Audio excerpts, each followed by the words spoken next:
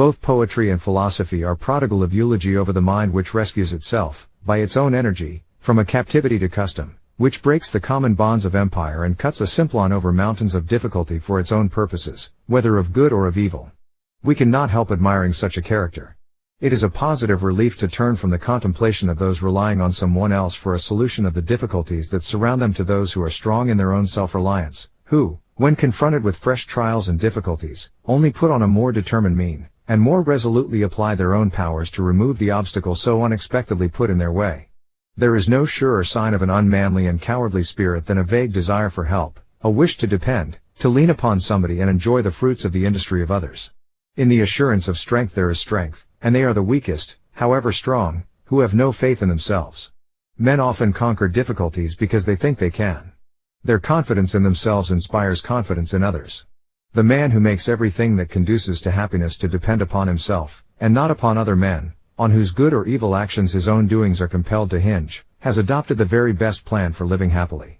This is the man of moderation, the possessor of manly character and wisdom. By self-reliance is not meant self-conceit. The two are widely different. Self-reliance is cognizant of all the ills of earthly existence, and it rests on a rational consciousness of power to contend with them. It counts the cost of the conflict with real life, and calmly concludes that it is able to meet the foes which stand in frowning array on the world's great battlefield.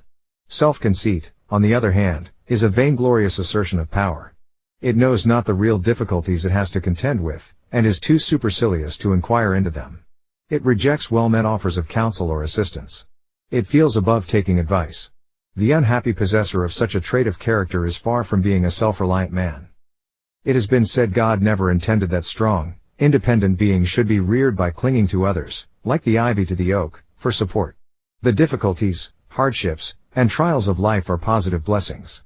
They knit his muscles more firmly, and teach him self-reliance, just as by wrestling with an athlete who is superior to us we increase our own strength and learn the secret of his skill.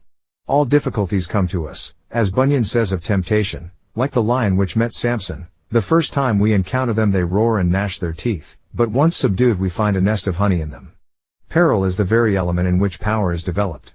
Thousands have spent the prime of life in the vain hope of help from those whom they called friends, and many thousands have starved because they had a rich father.